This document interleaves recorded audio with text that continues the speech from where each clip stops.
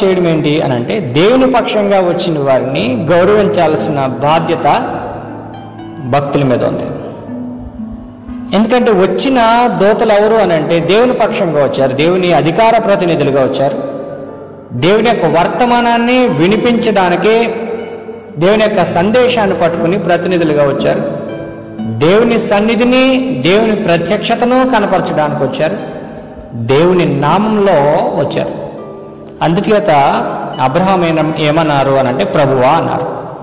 వచ్చిన దూతల్ని ప్రభువా అనడానికి గల కారణం ఏంటంటే వారిలో దేవుని ప్రత్యక్షతను చూస్తున్నాడు, దేవుని వాగ్దానాలను చూస్తున్నాడు, దేవుడు నెరవేర్చబోయే విషయాలను అబ్రహాం చూసి నేల మట్టుకు వంగి, ప్రభువా నీ కటాక్షం నా మీద ఉన్న ఎడల ఇప్పుడు నీ దాసుని దాటిపోవద్దు అన్నాడు.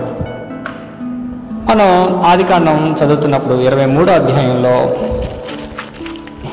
7వ వచనం చూస్తుంటే 23:7 ఆదికాండం, అప్పుడు అబ్రహాము లేచి ఆ దేశపు ప్రజలైన హేతు కుమారులకు సాగిలపడి అన్నారు. అంటే అబ్రహాము దేవుని యొక్క ప్రతినిధులుగా వచ్చిన దూతలకు సాగిలపడ్డారు, గౌరవించారు, నమస్కరించాడు.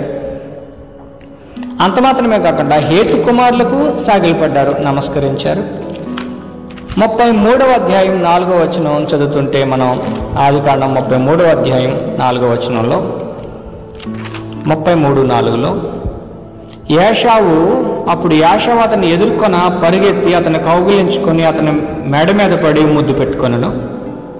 వారిద్దరూ కన్నీరు విడిచిరి. కాబట్టి 7 మార్లు యాషావుకు సాగిలపడ్డాడు అబ్రహాం. చాలామంది చెప్పేది ఏంటంటే ఈ దూతలలో ఒక ఆయన యెహోవా అని. యెహోవా కాబట్టే ఈ దూతలకు అబ్రహాం సాగిలపడ్డాడు అని. కానీ అబ్రహాము యాషావుకు సాగిలపడ్డాడు, అబ్రహాము హేతుకుమారులకు సాగిలపడ్డాడు, అబ్రహాము ఇంకెవరికి సాగిలపడ్డారంటే దేవుని దూతలకు సాగిలపడ్డారు. 42వ అధ్యాయం 6వ వచనం ఆదికాండం చదువుతుంటే ఆదికాండం 42వ అధ్యాయం 6వ వచనంలో అప్పుడు యోసేపు ఆ దేశం అంతటి మీద అధికారి ఏంటనో అప్పుడే ఆ దేశ ప్రజలందరికీ ధాన్యం అమ్మకము చేయవాడు గనుక అతడే ఆ దేశం అంతటికి ప్రజలందరికీ ధాన్యం అమ్మకం చేయవాడు గనుక యోసేపు సహోదరులు వచ్చి ముఖములు నేలను మోపి అతనికి వందనం చేసింది. యోసేపుకు ఇశ్రాయేలు కుమారులు అంటే యాకోబు కుమారులందరూ కూడా వంగి నమస్కరించారు, నేల మట్టుకు వంగి నమస్కరించారు. 43వ అధ్యాయం 26వ వచనం మనం చదువుతున్నప్పుడు 43:26లో ఆదికాండం, యోసేపు ఇంటికి వచ్చినప్పుడు వారు తమ చేతుల్లోనున్న కానుకను ఇంటిలోనికి తెచ్చి అతనికి ఇచ్చి అతనికి నేలను సాగిలపడిరి అన్న.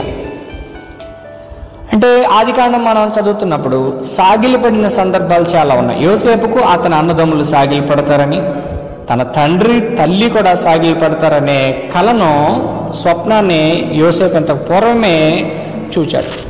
దాని ప్రకారంగా ఇక్కడ జరిగింది. కాబట్టి మనం గ్రంథం చదువుతున్నప్పుడు ఇదిగో అబ్రహాం సాగిలపడ్డాడు కాబట్టి వచ్చిన దూతలో యెహోవా లేదంటే త్రిత్వం అబ్రహామును దర్శించారు అని చెప్పేవారు ఉన్నారు. కథలవి త్రిత్వం దర్శించిన వారు ఎవరు అని అంటే దూతలు.